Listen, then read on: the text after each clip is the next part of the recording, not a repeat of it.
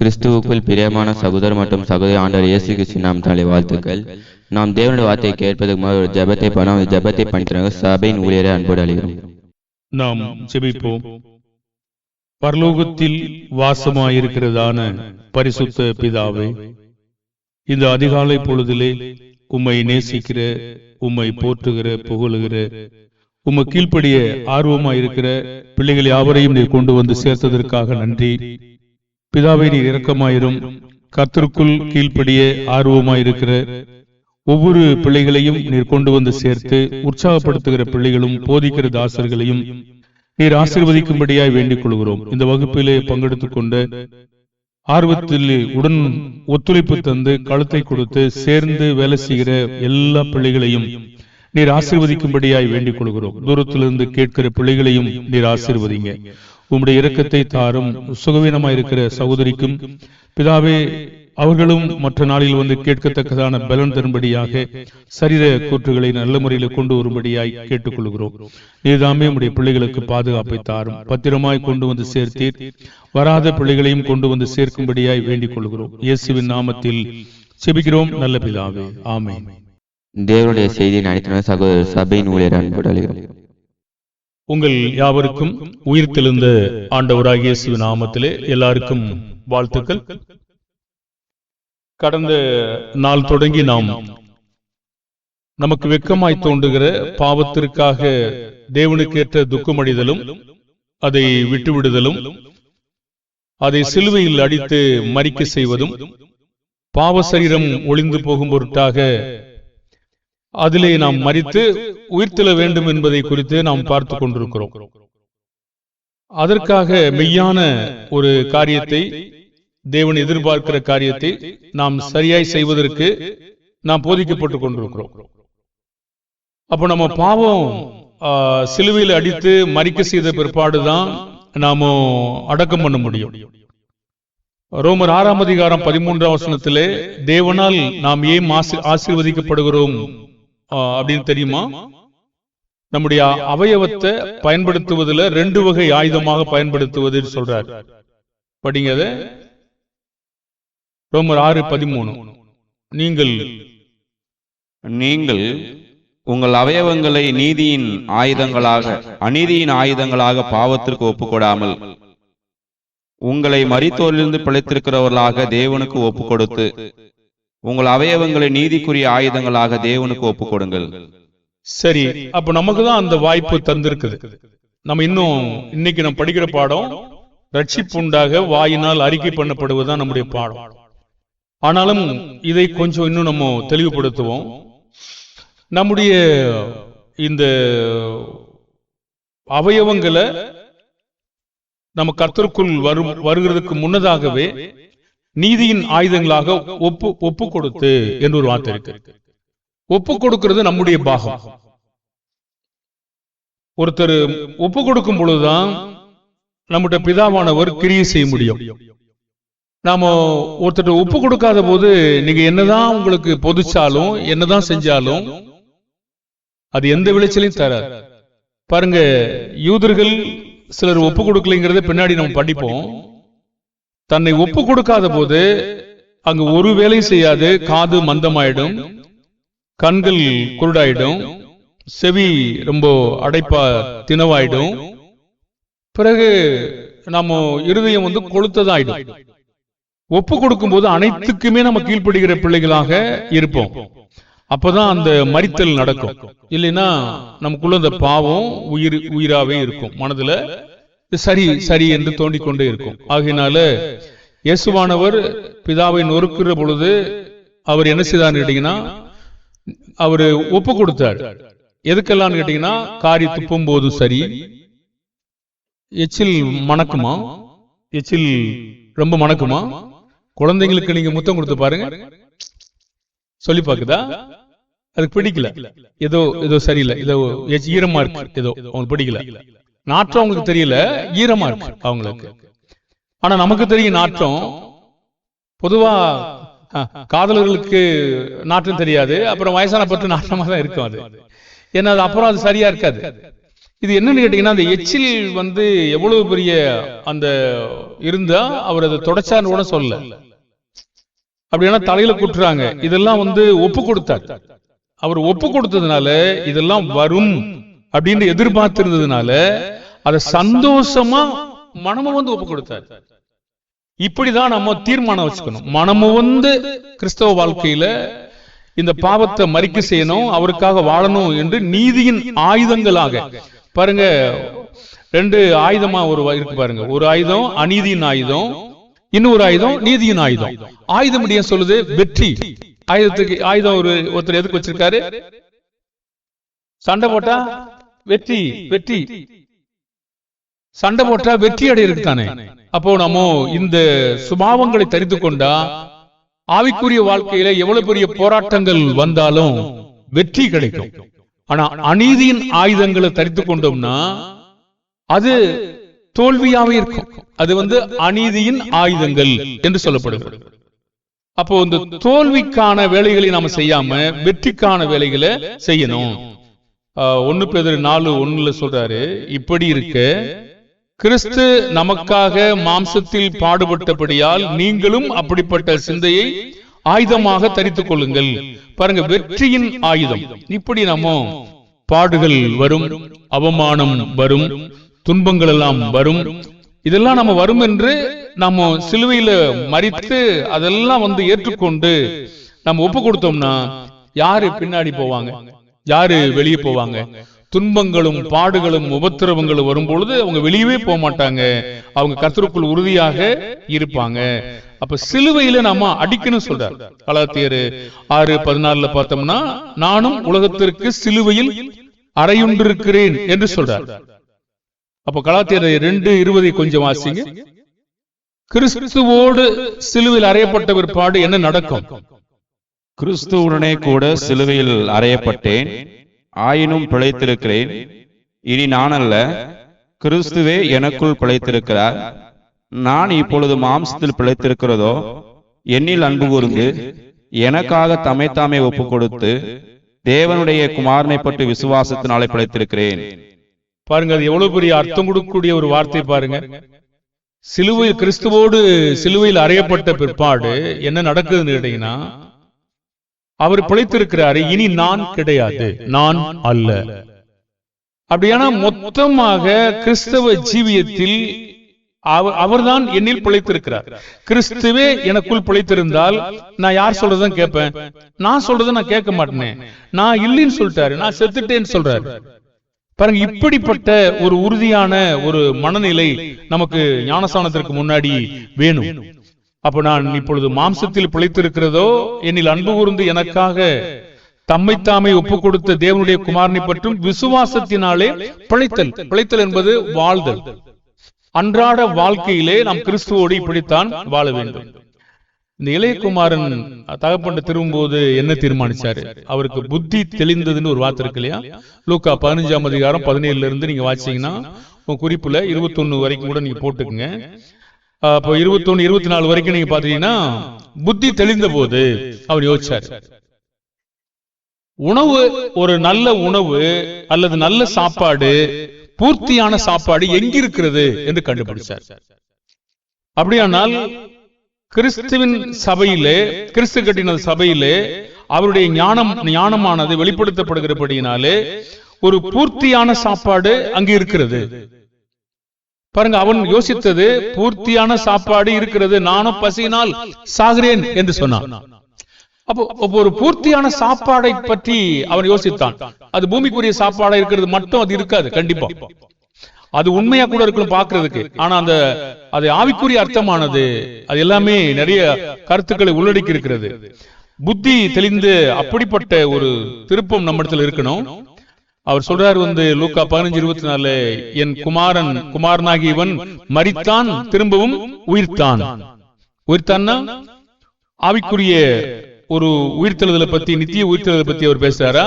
இல்ல, ஆத்துமாவிலே புத்தி தெளிந்து அவன் ஜீவனானான், புரிந்து கொண்டிருக்கிறான், அவன் உயிர்ப்பிக்கப்பட்டிருக்கிறான் என்று பேசுறார். இந்த மாதிரி நாம பழைய காரியங்களுக்கெல்லாம் மரித்தணும். அப்போ ஒரு பூர்த்தியான சாப்பாடு எங்க இருக்கிறது என்பதை கண்டுபிடிக்கணும்.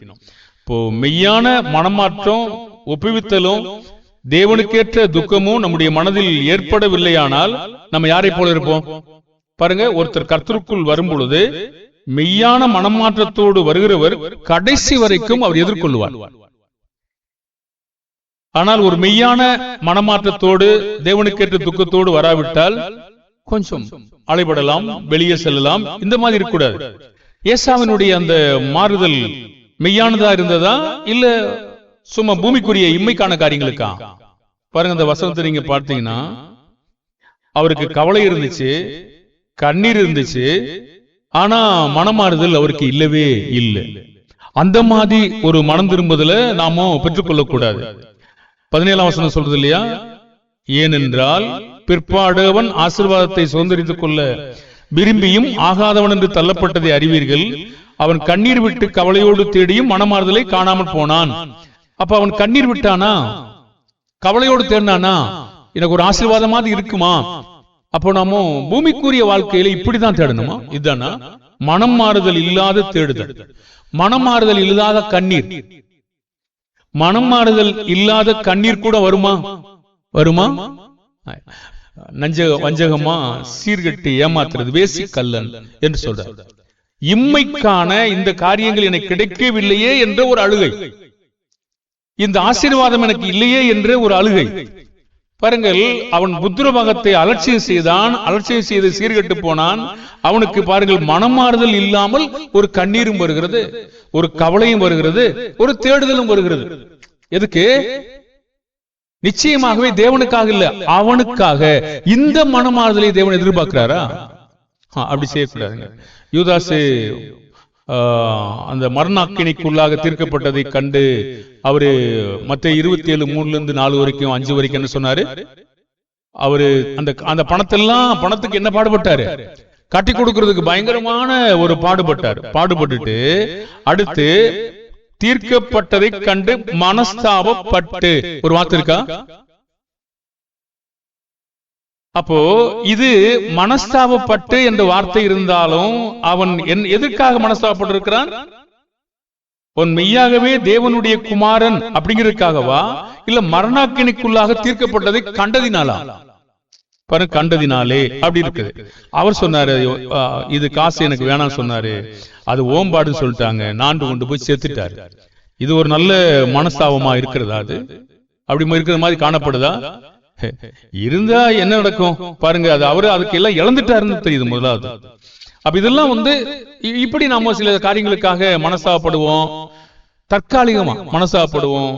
சில நேரங்கள்ல இந்த மாதிரி சபையா இணைவோம், இந்த மாதிரி ஒரு தீர்மானம் எடுப்போம், இந்த காரணங்களுக்காக இப்படி உள்ள நுழைவோம். இதெல்லாம் வெளியே போயிடும் ஒரு நாள். மெய்யாகவே தேவனுக்காக துக்கப்பட்டு குமாரனை அறிந்து கொண்டு, பிதாவை அறிந்து கொண்டு, சிருஷ்டிகரை அறிந்து கொண்டு, நான் தேவனுக்கான துக்கப்பட்டு பாவத்தை அறிக்கை செய்து அதை விட்டு மொத்தமாக அவர் காட்டின ஒரு காரியத்தை நான் உணர்ந்து கொண்டவளாக நான் பின்னாடி விட்ட பாவத்தை திரும்பி பார்க்காம அப்படிப்பட்ட மனம் திரும்புதலை தான் தேவன் எதிர்பார்க்கிறார். அப்போ அததான் நம்ம கடந்த நாள்ல படிச்சோம். அப்போ இன்னைக்கு நம்ம அது கடைசியில முடிக்கும் போது என்ன முடிச்சோம்னா, 1 யோவான் 3:9 தேவனால் பிறந்த எவனும் பாவம் செய்யான், ஏனெனில் அவருடைய வித்து அவனுக்குள் தரித்திருக்கிறது, அவன் பாவம் செய்ய மாட்டான். பிசாசினால் பிறந்தவன் பாவம் செய்வான். அப்ப நம்ம தேவனால் இந்த மாதிரி பிறந்து வித்து மனதுல நமக்கு இருக்கிறபடினால நம் மனதினாலே எப்பொழுதுமே என்ன செய்ய மாட்டோம்? பாவம் செய்ய மாட்டோம். சரி, இப்போ இது அடிச்சாச்சு, இப்போ மறிக்க வச்சாச்சு. ஆனா அதோட போதும் சொல்லல. ரட்சிப்படைவதற்கு இன்னும் ஒரு காரியத்தையும் சொல்றாரு.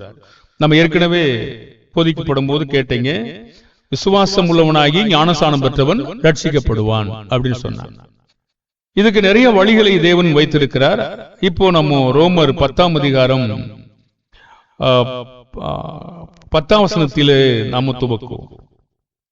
நீதி உண்டாக இருதயத்திலே விசுவாசிக்கப்படும், ரட்சிப்பு உண்டாக வாயினாலே அறிக்கை பண்ணப்படும். சரி, இயேசு கிறிஸ்துவை கர்த்தர் என்று விசுவாசிக்கிறேன், ரட்சிப்பு வந்துருமா? அப்படித்தான் இருக்குங்க. நீதி உண்டாக இருதயத்தில் விசுவாசிக்கப்படும், ரட்சிப்பு உண்டாக வாயினால் அறிக்கை பண்ணப்படும். அப்ப இது இப்படித்தான் இருக்கு. இது அதுதானா? வேதம் முழுதும் நீங்க தேடி பார்த்தீங்கன்னா அது மட்டும் இல்லை.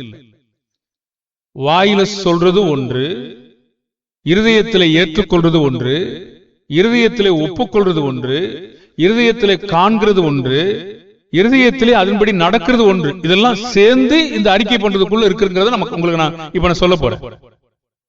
பாருங்க, இது ஞானஸ்நான தொட்டியில முன்னாடி நின்று அறிக்கிறீங்களா, அது மட்டும் கிடையாது. அதோட முடிஞ்சு போச்சு நம்ம அப்படின்னு நினைச்சீங்கன்னா நீங்க தோத்து போவீங்க. இது நீங்க வாழ்நாள் முழுதும் மரிக்கிற வரைக்கும் தொடரும், அந்த அறிக்கை தொடரும். அது எப்படி சாத்தியம் அப்படின்னு தான் பார்க்க போறோம். பொதுவா அநேக மக்களுக்கு இப்படிதான் தோணுது, ஞானஸ்நான தொட்டிக்கு முன்னாடி அது வாயில அறிக்கை, அவ்வளவு முடிஞ்சு போச்சு. இந்த கோர்ட்ல முன்னாடி அந்த கீதை, பைபிள், குரானை வச்சு ஓகே சொல்வதெல்லாம் உண்மை, உண்மை தவிர ஒன்றும் இல்லை. அது மாதிரி கிடையாது. இதை நீங்க கடைசி வரைக்கும் பின்பற்றலைன்னா அதனுடைய சாத்தியம் ஒன்றுமே இல்லாமல் போய்விடும். ஆகையில இந்த அறிக்கை தொட்டிக்கு முன்னாடி நின்று அறிக்கை பண்றது மட்டும் கிடையாது. ஒத்துக்கொள்ளுவது, ஏற்றுக்கொள்ளுவது, பின்பற்றுவது, காணுவது, அதோடுபடி நடப்பது, இதை பற்றி அது பேசுகிறது. சரி, எப்படி அப்படி பேசு, நமக்கு எப்படி தெரியும்? சரி, ரைட். இந்த அறிக்கையை அவர் சொன்னது தீர்க்கதரிசன வசனம். இது ஏற்கனவே எழுதப்பட்டிருக்கிறது. இயேசு கிறிஸ்து வர்ற நாட்கள்ல இதனால என்ன நடக்கும் என்பதை குறித்து தீர்க்கதரிசனமாக சொல்லப்பட்ட வசனங்கள். சரி, அப்போ மனுஷர் முன்பாக இயேசுவை ஏற்றுக்கொள்வதிலும் ஒத்துக்கொள்வதிலும் அன்றைக்கு யூதர்கள் மத்தியில் இருந்த பிரச்சனை என்ன, அதை நம்ம சொன்னாதான் தெரியும். எதுக்காக இந்த காரியங்களை இவ்வளவு முக்கியத்துவப்படுத்தினாரு அப்படின்னு நம்ம கொஞ்சம் பார்க்கலாம். மத்தேயு 10, 31, 32, 33 வாசிப்போம்.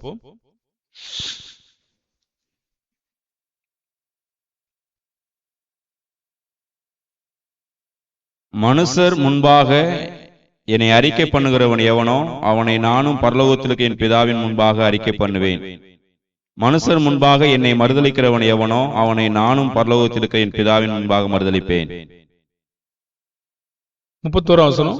ஆதலால் பயப்படாதிருங்கள், அநேகம் அடைக்கலான் குருவிகளை பாரிக்கலும் நீங்கள் விசேஷித்தவர்களாய் இருக்கிறீர்கள். முதல் வார்த்தையை சொல்றது நீங்க பாத்துறீங்களா? அந்த சூழ்நிலை என்னன்னு பாக்குறீங்களா? மேல நீங்க படிச்சுட்டு வந்தீங்க, என்ன இருக்குது? பயப்படாதிருங்கள். அன்றைக்கு என்ன பயம் பாருங்க. இன்றைக்கு கூட நம்முடைய அநேக மக்களுடைய டிசில என்ன இருக்கு? இந்து. சரி, இருந்துட்டு போகுது. சிலர் விடுறீங்க, சிலர் கெஜெட்ல போய் மாத்துறீங்க. இருந்துட்டு போகுது, ஏன் விடுறோம் சொல்லுங்க? அதுல இருந்துட்டு போகுது அப்படின்னு நம்ம ஏன் விடுறோம்? உங்களுக்கு தெரியுதா? மனசாட்சியில் ஏதோ சொல்லுதா? வேலை கிடைக்க வாய்ப்பு இருக்கிறது. வேலை வாய்ப்புன்னு வரும்போது எத்தனை கொடுக்குறாங்க? எஸ்சிக்கு எத்தனை சீட்டு, பிசிக்கு எத்தனை சீட்டு? பிசிங்கிறது வெரி ஸ்ட்ராங். பிசி நம்ம எல்லாம் பிசில தான் போட்டுருவாங்க. கிறிஸ்தவங்க உங்க சர்டிபிகேட்ல இருந்தா பிசி என்று பெரிய எழுத்துல பெருசா போட்டுருவாங்க, ஜாதி சான்றிதழ்ல. ஆனா எஸ்சியா இருந்தா உங்களுக்கு சலுகை இருக்கிறது அப்படின்னு இருக்கா? நம்ம எல்லாம் ஜாதிகள்ல எஸ்சியா இருந்தாலும், சிலர் பிசியா இருந்தாலும், ஆனால் கிறிஸ்தவ அந்த கிறிஸ்டின் என்று வரும்பொழுது என்ன ஆகுது? பிசில போட்டுருவாங்க. அப்ப நமக்கு என்ன தோணுது? ஓகே, பிசிக்கு ஏன் போடணும்? நம்ம வாட்டில ஞானஸ்நானம் எடுத்துக்கிடுவோம். பிசில போய் என் சர்டிபிகேட் ஏன் மாத்தணும்? வரக்கூடிய காலத்துல அப்படிலாம் நிகழாதுங்க. ஒண்ணு நகர்த்திட்டு வராங்க, பாக்குறீங்களா? நீங்க ஒண்ணு நகர்த்திட்டு வராங்க அரசாங்கம். கரெக்டா கிறிஸ்டின்னா கிறிஸ்டின் பிரிச்சிடும். அவங்களுக்கு எவ்வளவு உபதிரவத்தை கொடுக்க முடியுமோ அவ்வளவு கொடுக்கும். எவ்வளவு வேலை கொடுக்க முடியாதோ, என்ன போராட்டம் பண்ணாலும் வேலையா இந்த எஸ்சி அளவு கொடுக்கவே மாட்டாங்க. அவங்க பிசில அவங்க பணக்காரங்க நினைச்சுக்கிட்டு இருக்காங்க, அப்படி வச்சிருவாங்க. பாருங்க, இதெல்லாம் நமக்கு உபத்திரவமா இல்லையா? மறுதளிப்பதற்கு வார்த்தை இருக்கா இல்லையா? சரி, கல்யாணத்துக்கு சரி பிசி இருந்தா சலுகை இருக்காது, எஸ்சி இருந்தா சலுகை இருக்கு. எத்தனை சலுகைகளுக்காக நம்ம பெற்றோராகிய நாமோ நம்முடைய பிள்ளைகளுக்கு டிசியை மாத்துறது கிடையாது. பள்ளியில சொல்லி கிறிஸ்தவன் என்று சொல்லி கிறிஸ்தவ ஜாதி சொல்லி கெசட்ல மாத்துறதுக்கு அவ்வளவு சீக்கிரத்துல நம்ம செய்ய மாட்டோம். ஏன்னா நம்ம அப்படியே வச்சிருக்கிறோம். அது காரணம், நம்ம அறிக்கை பண்ண வெட்கப்படுகிறோம். இப்பெல்லாம் நினைக்கலையே பிரதர், நானு நினைக்கல, ஏதோ உள்ளுக்குள்ள யோசிக்கிறோம்ல, நம்ம வேலை வேணும். அப்ப இம்மைக்கான பாருங்க, இது லேசா நினைச்சுக்கங்க நீங்க. பாருங்க, அன்னைக்கு இருந்த பிரச்சனை அது காட்டிலும் வேற ஒரு பிரச்சனை இருந்துச்சு. பயமுறுத்தினாங்க. என்ன பயமுறுத்தினாங்க? அப்படிப்பட்ட நெருக்கடியான நிலை வருவதனால அவர்கள் எதிர்கொள்வதும் உற்சாகப்படுத்துவது இயேசுனுடைய போதனை என்ன? இந்த நெருக்கடியான நிலை இருக்கும்போது அவர் என்ன அவங்களுக்கு இயேசு கற்றுக் கொடுத்தான்னு பாருங்க. லூக்கா 12:5-6-7.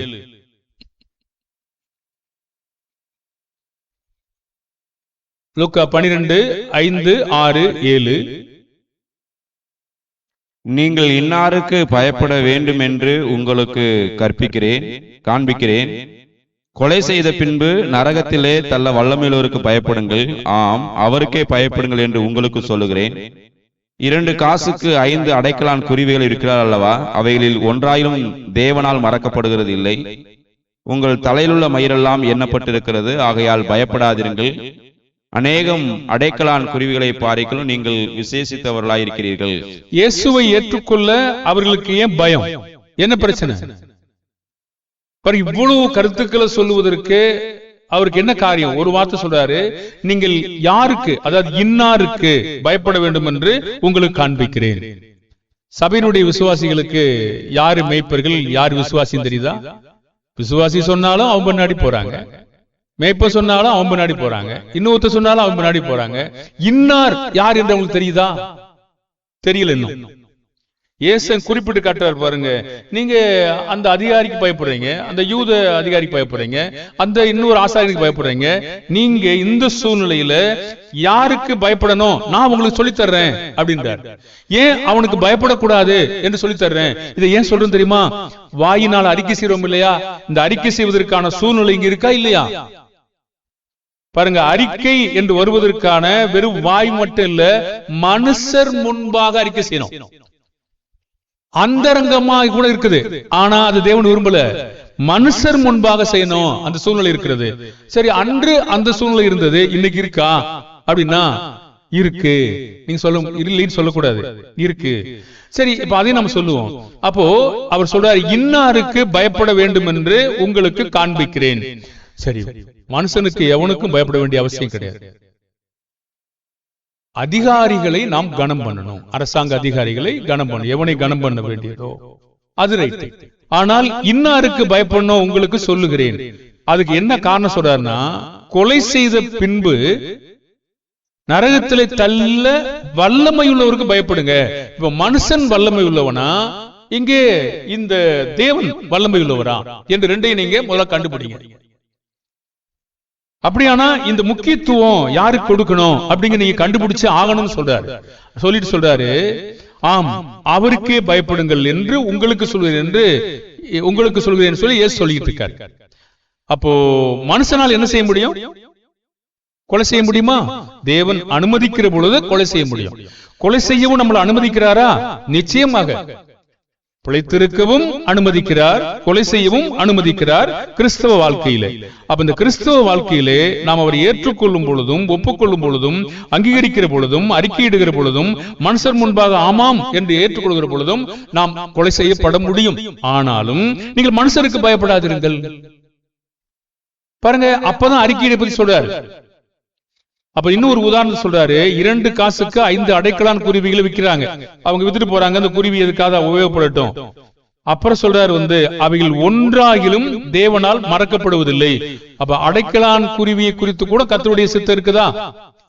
இது விழணும் விழக்கூடாது ஒரு இந்த இதை வச்சு அடிக்கிறாங்களா, அதுக்கு என்ன பேரு? இந்த நரிக்குறவர்கள் வச்சு அடிக்கிறாங்கல்ல, உண்டிக்கோல். இவ அடிக்கிறனால விழுந்ததா இல்ல தேவன் விழ பண்ண சித்தம் வச்சிருந்தாரா? இல்லைன்னா அது வேற பக்கம் போயிடும்.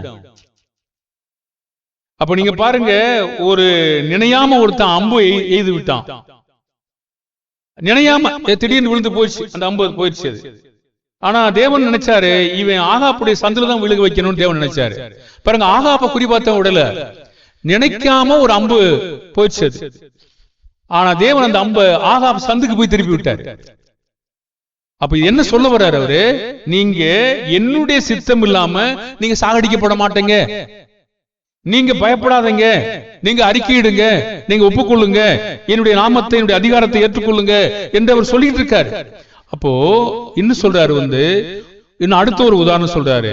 உங்கள் தலைமயிரெல்லாம் எண்ணப்பட்டிருக்கிறது. நீங்க எப்ப எண்ணிருக்கீங்களா? என்ன முடியும் உங்களுக்கு தோணுதா? என்ன ஆச்சரியம்! இயேசு போய் சொல்லுவாரா? பாருங்க, உங்கள் தலைமையிலெல்லாம் எண்ணப்பட்டிருக்கிறது, அது விழணும் அப்படின்னா அது என்ன சொல்லணுமா? என்ன சொல்றாரு? ஆகையால் பயப்படாதிருங்கள், உங்கள் தலைமையிலெல்லாம் எண்ணப்பட்டிருக்கிறது, ஆகையால் பயப்படாதிருங்கள், அநேகம் அடைக்கலான் குருவிகளை பார்க்கிலும் நீங்கள் விசேஷித்தவர்கள் சொல்றாரு. அப்ப நமக்கு விசேஷ பாதுகாப்பு இருக்கா? இந்த சூழ்நிலை தான் இன்னும் எங்கி இருக்கிறது. இதற்காக தான் அந்த அறிக்கை செய்ய வேண்டிய அவசியம் இருக்கிறது. அப்ப இந்த நிலையில இயேசுவை ஏற்றுக்கொள்வதும் நிராகரிப்பதும் யாருக்கு கொடுக்கப்பட்டிருக்கிறது? லூக்கா 12:8-9. அன்றியும் நான் உங்களுக்கு சொல்லுகிறேன், மனுஷர் முன்பாக என்னை அறிக்கை பண்ணுகிறவன் எவனோ அவனை மனுஷகுமாரனும் தேவதூதர் முன்பாக அறிக்கை பண்ணுவார். மனுஷர் முன்பாக என்னை மறுதலிக்கிறவன் தேவதூதர் முன்பாக மறுதலிக்கப்படுவான். சரி சரி, நானே அறிக்கை செஞ்சுட்டேன் பிரதர், அப்ப நீங்களா வெளியே சொல்லிட்டா முடிஞ்சு போச்சா? சரி, ஞானஸ்நான தொட்டிக்கு முன்னாடி அறிக்கை செஞ்சீங்க, முடிஞ்சு போச்சு நினைக்கிறீங்களா? அதுக்கு எடுத்துக்கூடிய வரக்கூடிய உபத்திரவத்துல நம்ம அந்த உபத்திரவங்களை ஏற்றுக்கொள்ளாத போது நாம் மறுதலிக்கிறோம். ஒத்துக்கொண்டதை நாம் ஏற்றுக்கொள்ள மறுக்கிறோம். பாருங்க, அப்ப அதுக்குள்ள நிறைய கருத்து இருக்குது. அந்த கருத்தை பேசுறீங்கன்னா அது ஒரு பெரிய பாடமா இருக்கும். இயேசு கிறிஸ்துவை கர்த்தர் என்று வாயில அறிக்கை செய்யும் போது அதுக்குள்ள எவ்வளவு பிரச்சனை இருக்குது. கர்த்தர் என்று சொல்லும் பொழுது நிறைய காரியங்கள் இருக்கிறதுக்குள்ள ஒண்ணு போகும். அப்ப அந்த அதிகாரத்தை நாம் மறுக்கிற பொழுது என்னாக்கும்? நமக்கு என்ன நடக்கும்? தேவதூதர் முன்பாக நாம் மறுதலிக்கப்படுவோம்.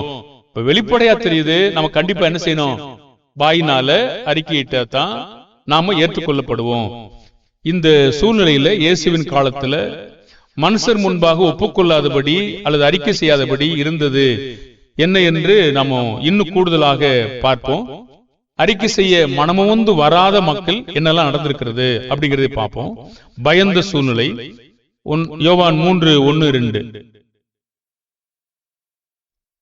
யூதருக்குள்ளே அதிகாரியான நிக்கதேமு என்னப்பட்ட பரிசேயன் ஒருவன் இருந்தான். படிங்க.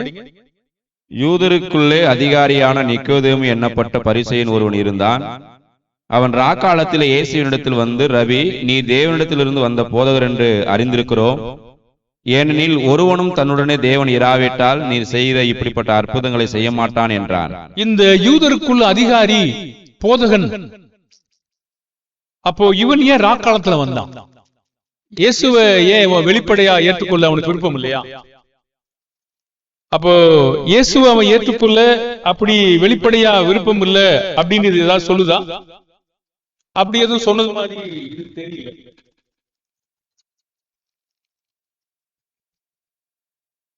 அப்ப சொன்னது மாதிரி எதுவும் தெரியல. அப்ப அவரு எதுக்காக ராக்காலத்துல வந்தாரு? நானும் சொல்ல மாட்டேன். இங்க இருக்கிற முழு சூழ்நிலையை நம்ம விவரிக்கிற பொழுது கொஞ்சம் புரிந்து கொள்ள முடியும். இதுவா இருக்குமா? பயந்துதான் வந்திருப்பாரா? யாருக்கு தெரியாம வந்திருப்பாரா? அப்படிங்கிறதுக்கு இன்னும் கொஞ்சம் நம்ம பார்க்கலாம். அடுத்த ஒரு பகுதிக்கு போய் பார்த்துட்டு அப்புறம் திரும்ப நம்ம சொல்லலாம். யோவான் 19:38. அந்தரங்க சீசன் அப்படி கூட வந்திருக்காங்க. பாருங்க, அவர் இயேசுவை விசுவாசிக்கிறாரு, ஆனா அவர் ஒரு அந்தரங்கமா இருந்திருக்காரு. இவைகளுக்கு பின்பு அரிமத்தியா ஊரானும் யூதருக்கு பயந்ததினால் இயேசுவுக்கு அந்தரங்க சீசனுமாய யோசேப்பு இயேசுவின் சரீரத்தை எடுத்துக்கொண்டு போகும்படி பிலாத்தினிடத்தில் உத்தரவு கேட்டான். பிலாத்து உத்தரவு கொடுத்தான். ஆகையால் அவன் வந்து இயேசுவின் சரீரத்தை எடுத்துக்கொண்டு போனான். சரி, அப்போ அந்தரங்க சீசன் அரிமத்தியா ஊரான் ஏன் அந்தரங்க சீசனா இருந்தான்? ஏன் இருந்தான்? பாருங்க, அவன் விசுவாசிக்கிறானா? அரிமத்தியா ஊரான் யூதருக்கு பயந்ததினால் இயேசுவுக்கு அந்தரங்க சீசனாக இருக்கிறான். இயேசுவின் சரீரத்தை அடக்கம் பண்ற அளவுக்கு வந்திருக்காரு, ஆனா அதுக்கு முன்னாடி பயந்துதான் இருந்திருக்காரு. பாருங்க, இந்த பயத்திற்காக தான் சொன்னாரு, நீ ஒத்துக்கொள். மூணு வீட்டுல இல்ல, தானே இல்ல, மனுஷர் முன்பாக என்று சொன்னார். இயேசு தம்முடைய பிள்ளையாக கொண்டு வருவதற்கு முன்னாடி, தேவன் தம்முடையவர்களாக சேர்த்துக் கொள்வதற்கு முன்னாடி அவர் இந்த பரீட்சையில நாம் வெற்றி பெறணும் அப்படின்னு விரும்புறாரு. இப்படி வெற்றி பெறாத பிள்ளைகள் தேவன் ஏற்றுக்கொள்வதே கிடையாது. பாருங்க, அதுக்காக தான் ஆரம்பத்திலே அவர் மனுஷர் முன்பாக அறிக்கையிட அவர் விருப்பம் கொண்டு வருகிறார்களா என்று அவர் பார்க்கிறார். எத்தனை பேர் இப்படி உணர்ந்து கொண்டு நம்ம வர்றோம்? எத்தனை பேர் இப்படி உணர்ந்து கொள்ளும்படியாக போதிக்கப்படுகிறது? ரொம்ப கஷ்டம், ரொம்ப குறைவு. பாருங்க, இப்படி ஒரு ஆத்துமாக்களுக்கு நாம கட்டுவிக்கிற பொழுது அவர்கள் கடைசி வரைக்கும் இதெல்லாம் நம்ம இதுதான் இந்த காரணங்கள் தானா, வர வரதான் தெரியும் இவ்வளவு உபத்திரம் வருதா. அப்போ இங்க உங்க வீட்டுக்குள்ளே நடக்கும். உங்க பெற்றோர் உங்களுக்கு ஆப்போசிட்டா இருக்கலாம், இல்ல பிள்ளைகள் உங்களுக்கு எதிராக இருக்கலாம். இங்கே நீங்க இயேசுவை ஏற்றுக்கொள்ள மறுத்தும் போகலாம். அப்படி கூட நடக்கும். பாருங்க, அந்த சூழ்நிலை கூட வரலாம். இதெல்லாம் வேதத்துல நிறைய இருக்கிறதே நீங்கள் பார்க்க முடியும். எங்க வெளியில தான் நினைக்க முடியாது. இதுதான் சொன்னாரோ, அறிக்கையிடுறதை பத்தி, ஒத்துக்கொள்றதை பற்றி, ஏற்றுக்கொள்றதை பற்றி சொன்னாங்களோ, அப்ப இதுதான் சத்தியம். அது இப்படி நடக்குது இப்போ அப்படிலாம் அப்போ நம்ம அறிந்து கொள்ள வேண்டிய அவசியம் இருக்கிறது. அப்ப நம்ம பின்னாடி போகவும் முடியும். அப்படிலாம் அன்னைக்கு நடந்ததா? யோவான் 9ஆம் அதிகாரம் 22வது வசனம்.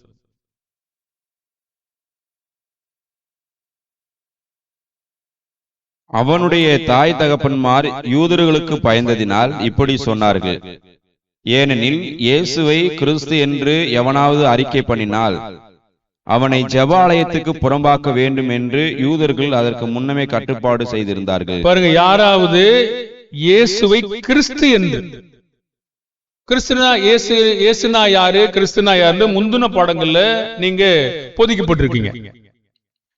அப்ப இயேசுவை கிறிஸ்து என்று எவனாவது அறிக்கை பண்ணுனா ஜெபாலயத்துக்கு புறம்பாக்கப்பட வேண்டும் என்று யூதர்கள் அதுக்கு முன்னே கட்டுப்பாடு அவங்க அந்த குழுமத்துல பண்ணி வச்சிருக்காங்க.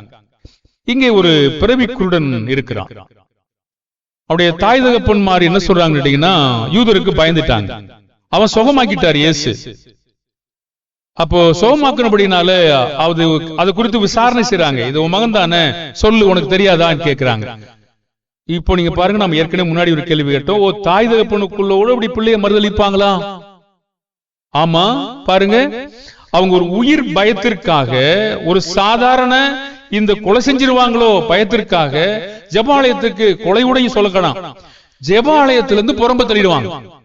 அந்த தள்ளிடுவாங்களோ என்று சொல்லி அவன் அதுக்கு என்ன செய்வாங்க, அவன் இது எனக்கு தெரியாது, எப்படி சோமானு தெரியாது, அவனே பெருசா இருக்கான், அவனே கேட்டுக்குங்க அப்படி சொல்லிட்டாங்க. பாருங்க, அப்ப இயேசுவை அறிக்கை பண்ணக்கூடாது, ஒப்புக்கொள்ளக்கூடாது என்பதற்காக யூதர்களுடைய கட்டுப்பாடு விதித்திருந்தார்கள். ஆனா குருடனுடைய தாய் தகப்பன் இயேசுவை ஒப்புக்கொண்டார்களா? இல்லை.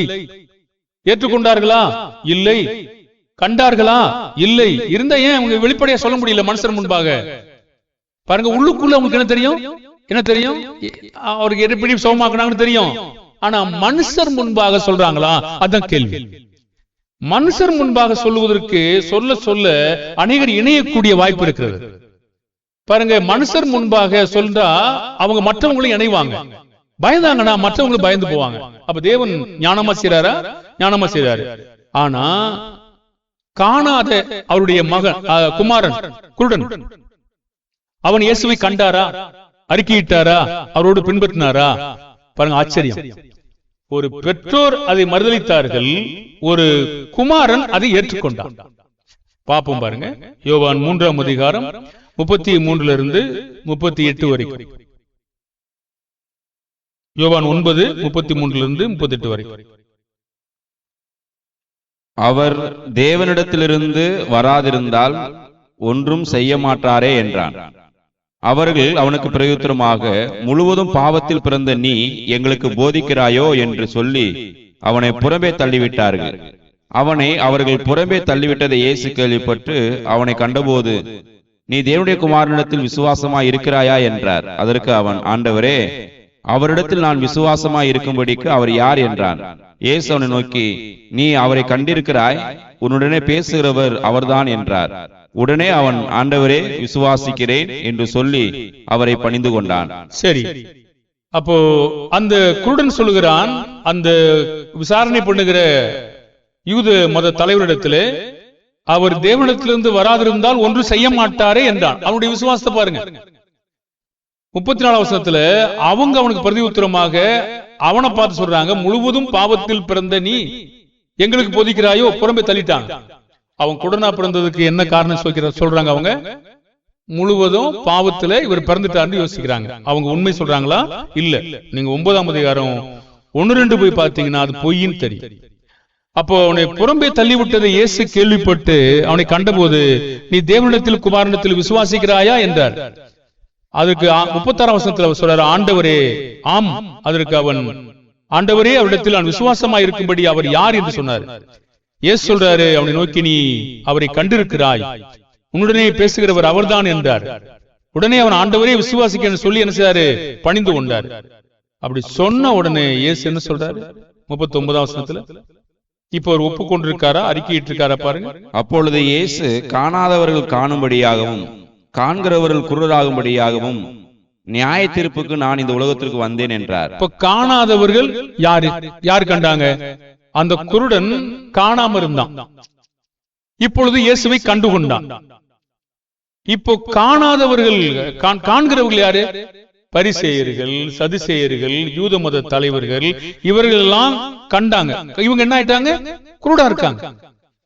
நம்முடைய பாடம் கேட்டீங்கன்னா, இந்த அறிக்கை என்பது இதெல்லாம் சார்ந்துதான் இருக்கிறது என்பதை மறந்து போக கூடாது. வெறும் கண்ணு மட்டும் இருந்தா போதாது. இன்னைக்கு எத்தனை ஐஸ்வர்யவான்கள் உலகத்துல இருக்கிறாங்க, இதெல்லாம் காண்றாங்களா?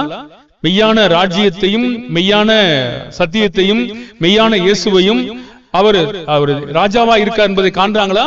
இல்ல, தெரியல உங்களுக்கு. அப்போ இந்த மாதிரி காணாம இருக்கிறவங்க காண்றாங்களா? பாருங்க, காணாத இருக்கிற குருடன் இயேசுவை கண்டானா இல்லையா? அதுக்குதான் வசனம் சொல்றாரு. அப்ப அறிக்கை பண்ணவும் ஒப்புக்கொள்ளவும் ஏற்றுக்கொள்ளவும் மனுஷர் முன்பாக விரும்பாதபடியால் அவர்களுக்கு என்ன நடக்கும்?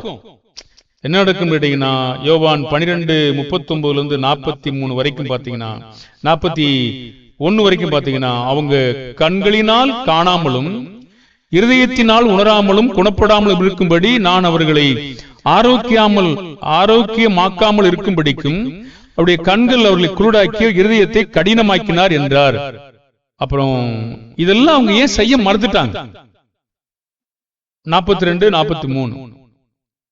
ஆகிலும் அதிகாரிகளிலும் அநேகர் அவரிடத்தில் விசுவாசம் வைத்தார்கள். அப்படி இருந்தும் ஜெபாலயத்துக்கு புறம்பாக்கப்படாதபடி பரிசேயர் நிமித்தம் அதை அறிக்கை பண்ணாதிருந்தார்கள். அவர்கள் தேவனால் வருகிற மகிமையிலும் மனுஷரால் வருகிற மகிமையை அதிகமாய் விரும்பினார்கள்.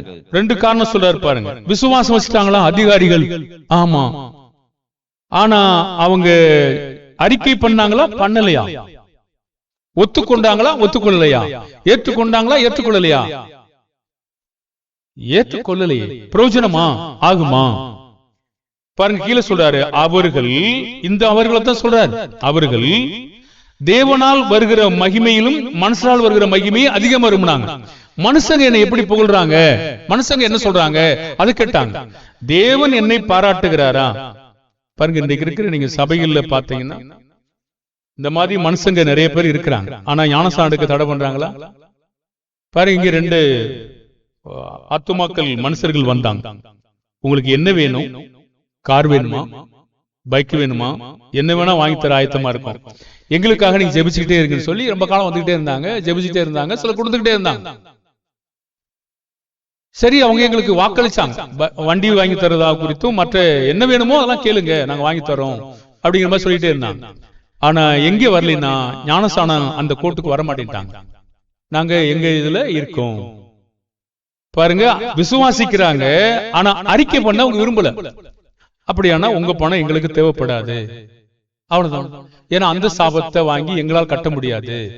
அப்படியானால் அப்புறம் வரல, அவ்வளவுதான் போச்சு. அப்ப இன்றைக்கு எத்தனை மக்கள் அவங்களுடைய அந்த அவர்களுடையதை தேடி கர்த்தரை போதிக்காமல் விட்டு வச்சிருக்காங்க. பாருங்கள், கர்த்தரை போதிக்காம விட்டு வச்சா எனக்கு இங்கே கிடைக்கும், இதை நிறைஞ்சிருக்கும். ஆனா கர்த்தரை வச்சு போதிச்சோம்னா என்ன ஆயிடும்? அவங்க நம்மகிட்ட கொடுக்க மாட்டாங்க, கோபம் ஆப்போசிட்டா திரும்பி அதிகமான துன்மார்க்கமான வேலையும் செய்வாங்க. ஆனா அவங்க துன்மார்க்கமான வேலை செய்யல, அவங்க போயிட்டாங்க. சரி, இது என்ன சொல்லுது கேட்டீங்கன்னா, தேவன்கிட்ட வரக்கூடிய புகழ்ச்சியை விட மனுஷ கூட்டத்தில் இருக்காங்கல்ல, அந்த மனுஷ கூட்டம், வாங்கனே வாங்கனே வாங்க வாங்க வாங்க வாங்க வாங்க இப்படி சொல்லிட்டே இருக்காங்க. எல்லாரும் மச்சா மாமா அண்ணன் தம்பி எல்லாம் அங்க இருக்காங்கல்ல, பங்காளிங்க உற்றார் உறவுத்தார்லாம், அதெல்லாம் விட்டு பிரிஞ்சு வந்து அங்கே உற்றத்தார் யார் இருக்காங்க? இங்க உடனே கொடுக்கறவங்களை பார்த்து நிறைய புகழுவாங்க. அங்க யாரு போடுவாங்க பாருங்க, அங்கேயே உங்களை போற்றுவாங்க. இங்க யார் போற்றுவாங்க? இவ்வளவு பெரிய வேலை செஞ்ச மனுஷங்களை யாரும் போற்ற மாட்டோம், பேரே சொல்ல மாட்டோம், புகழவும் மாட்டோம், முன்னாசனத்துல உட்கார வைக்க மாட்டோம், ஒண்ணு செய்ய மாட்டோம். ஏன் செய்யணும்? தேவன் அவனை கொடுத்திருக்காரு, அவன் கொடுக்குறான், அவ்வளவுதான், முடிஞ்சு போச்சு. அவனுக்கான பலன் பரலோகத்துல இருக்கும். நாம அவனை புகழ்ந்துட்டு இருக்கணும், மாலை போட்டுட்டு இருக்கணும், வாழ்த்திட்டு இருக்கணும். அந்த வேலை இங்கே கிடையாதுல்ல. அப்ப அவங்க எப்படி வருவாங்க? வரமாட்டாங்க. பாருங்க, அப்ப யாருடைய புகழ்ச்சி வேணும் உங்களுக்கு? பாருங்க, இப்ப தேவன்கிட்ட உங்களுக்கு ஒரு விரும்பாதனால புகழ்ச்சி வேணுமா இருக்கா இல்லையா? நிச்சயமா இருக்கு. அவர் சொன்னாரு, என் பேர் தெரியக்கூடாது, நான் என்ன செய்யணும் தெரியக்கூடாது, வந்தேன், உண்டியல போட்டேன், போயிட்டேன், அவ்வளவு முடிஞ்சு போச்சு. ஏன் வேலை அவ்வளவுதான், முடிஞ்சு போச்சு, அதுக்கடுத்து எதுவும் தெரிய வேணாம் அப்படி சொல்லிட்டாரு. ஆனா அதே நேரங்கள்ல நான் அரசியல் மக்கள்கிட்ட அரசியல்ல வர விரும்புறேன் வச்சுக்கொள்ளுங்களேன். அது தெரியணுமா தெரியக்கூடாதா? அன்னதானம் பண்ணணும், சேலை எடுத்து கொடுக்கணும், அரிசி வாங்கி கொடுக்கணும், அப்புறம் போட்டோ எடுக்கணும், தெரியணுமா தெரியக்கூடாதா? தெரிஞ்சாதானே ஓட்டு போடுவீங்க. அது வேற இது வேற. பாருங்க, இந்த காரியங்கள் தேவனுக்கும் நமக்கும் தெரிய கடவுது. அப்ப அவங்க என்ன விரும்பினாங்கன்னா, மனுஷரால் வருகிற மகிமையிலும் தேவனால் வருகிற மகிமையிலும் மனுஷரால் வருகிற மகிமையை அதிகமா விரும்புறதுனால இயேசுவை அறிக்கை பண்ண அவங்க வெக்கப்பட்டு போயிட்டாங்க. பாருங்க, இதுக்கெல்லாம் காரணக்காரி இருக்கு இல்லையா? இது அப்போஸ்தலருடைய நாட்களிலும் தொடர்ந்தது. அப்போஸ்தலர் 8ஆம் அதிகாரம் 34ஆம் வசனத்துல எத்தியோப்பிய மந்திரி அறிக்கை செய்தாரா? தேவனுடைய குமாரன் என்று விசுவாசிக்கிறேன் என்று சொல்லிட்டு ஒரு வார்த்தை இருக்கா? சொன்னார். அப்படியே நாம் அது மாதிரி செய்யணுமா? நிச்சயமா செய்யணும். இந்த அறிக்கையை பத்தின காட்சி இன்னும் தொடருது. ஆனா நம்ம அதோட இப்ப முடிப்போம். அடுத்த பிரசங்கத்துல கொஞ்சம் தொடர்ந்துட்டு அடுத்த பிரசங்கத்துல போயிடுவோம் நம்ம வந்து. ஆகினால நாம ஒன்றை கண்டுகொண்டோம். அறிக்கை என்பது வாயினாலே ஞானஸ்நான தொட்டிக்கு முன்னாடி நின்று வாயில வெறுமனே உதடுல சொல்றது இல்ல. மத்தேயு 15 சொல்றாரு, இந்த ஜனங்கள் வாயினால் இடத்துல சேர்ந்து உதடுகளினாலே என்னை கனம் பண்ணுகிறார்கள். அதோடு இல்ல, இது இங்கேயும் வரும். உங்க வாழ்நாள் முழுசும் கடைசி வரைக்கும் அந்த அறிக்கை போயிட்டே இருக்கும். அறிக்கை என்பது அறிக்கை மட்டும் இல்ல, வாயில சொல்றது மட்டும் இல்ல, ஒப்புக்கொள்றது, ஏற்றுக்கொள்றது, அங்கீகரிக்கிறது, ஒத்துக்கொள்றது, அவரோடு கூட நடப்பது, இதெல்லாம் சேர்த்துதான் அதுக்குள்ள இருக்கு. அப்ப இதெல்லாம் சேர்த்துதான் நம்ம கடைசி வரைக்கும் அந்த அறிக்கையை காத்துக்கொள்ளணும். அதற்காக தான் மனுஷர் முன்பாக நம்ம சொல்ல வேண்டிய அவசியம் இருக்கு. நீங்க வெளிப்படுத்தின விசேஷம் போய் பார்த்தீங்கன்னா அது அப்படியே நடந்தது, தத்ரூபமா படம் பிடிச்சு காட்டும். இப்ப நம்ம அதுக்கு நேரம் இல்லை, அதனால கொல்லப்பட்டாங்க. ஆக அதே சம்பவம் நம்முடைய நாட்களிலும் நடக்கும். நம்ம விசுவாசித்தால், அவங்க விசுவாசித்தது போல நம்ம விசுவாசிக்கல, இன்னும் விசுவாசா நடக்கும். விசுவாசிக்காதனால நம்ம இன்னும் அந்த திராணிக்கு என்ன செய்யல, வரல. பாருங்க, தேவன் சோதனை கொடுக்க பாக்குறாரு. இதான் ஆரம்பம்னு வச்சுக்கொள்ளுங்க, இதான் முடிவுன்னு வச்சுக்கொள்ளுங்க. இங்க இருக்கும்போது இங்க இருக்க சோதனை கொடுக்க மாட்டாங்க. ஆனா வெளிப்படத்துல இருக்கிற மக்கள் வந்து இங்க வரைக்கும் வந்துட்டாங்க, அதனாலதான் அவ்வளவு பெரிய சோதனை கொடுத்தாங்க. யோபு இங்க வரைக்கும் வந்துட்டாரு, அதனாலதான் அவ்வளவு சோதனை கொடுத்தாரு. அப்போஸ்தலனாகிய பவுல் இங்க வரைக்கும் வந்துட்டாரு, அதனாலதான் அவ்வளவு சோதனை கொடுத்தாரு. நாமும் இங்கேதான் நிக்கிறோம். அப்ப நமக்கு என்ன வரும்?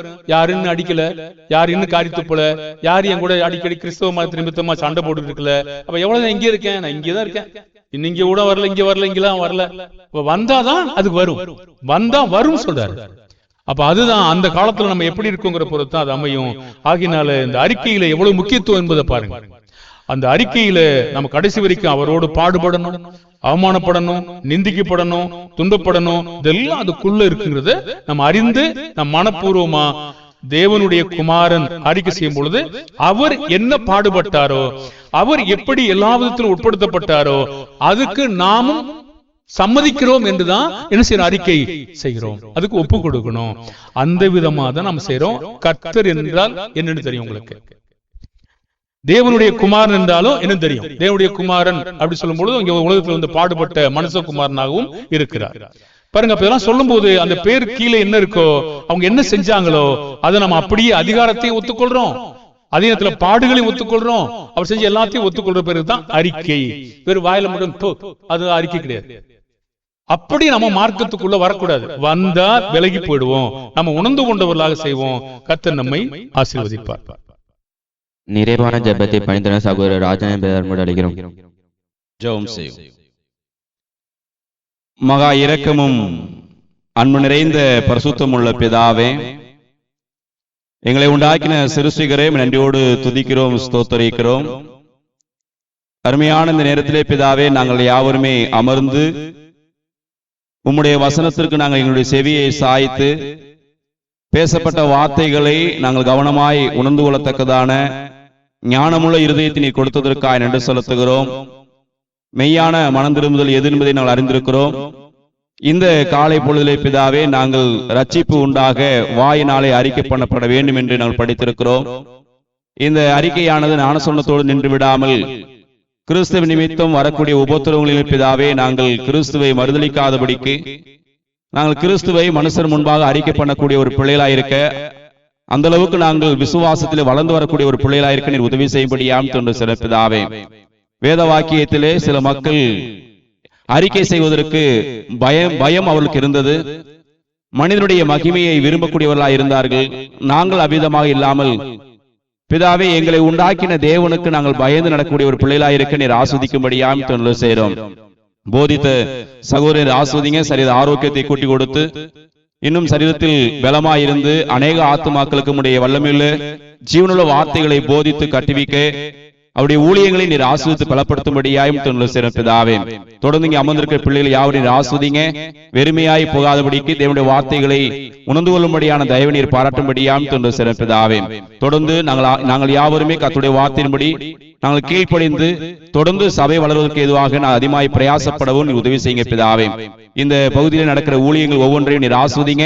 இந்த ஊழியத்துக்காக செபிக்கிற, உதவி செய்கிற, தாங்குகிற, உதவிகரமாயிருக்கிற ஒவ்வொரு பிள்ளைகளையும் கருத்தில் ஒப்புவிக்கிறோம். யாவரையும் நீர் ஆஸ்வதிக்கும்படியாம் பிதாவே. உமக்கு சித்தமானால் நாளை தினத்தில் நாங்கள் கூடி வந்து இன்னும் அதிகமான நம்முடைய வார்த்தைகளை கற்றுக்கொள்ள உதவி செய்யுங்க. கர்த்தருக்குள்ளாக கீழ்ப்படிய ஆயத்தமாயிருக்கிற ஒவ்வொரு பிள்ளைகளையும் நீர் பலப்படுத்தி நீர் ஆஸ்வதித்து அவருடைய இருதயத்தை திறக்கும்படியாயும் பிதாவே. ஆரம்பம் முதல் முடிவறிந்த நம்முடைய இறக்குவதற்கு நன்றி பிதாவே. இப்பொழுது பிள்ளைகள் போகும்போது நீர் பாதுகாப்பை தந்து நீர் ஆஸ்வதிங்க. கையிட்டு செய்கிற ஒரு கையின் பிரயாசங்களை ஆஸ்வதிக்கும்படியாம் பிதாவே. நீரே எங்களை யாவரையும் காத்துக்கொள்ளும்படியாய் எங்கள் ஆண்டவரும் இரட்சகருமாயிருக்கிற இயேசு கிறிஸ்துவின் நாமத்தினாலே ஜெபிக்கிறோம் நல்ல பிதாவே. ஆமென்.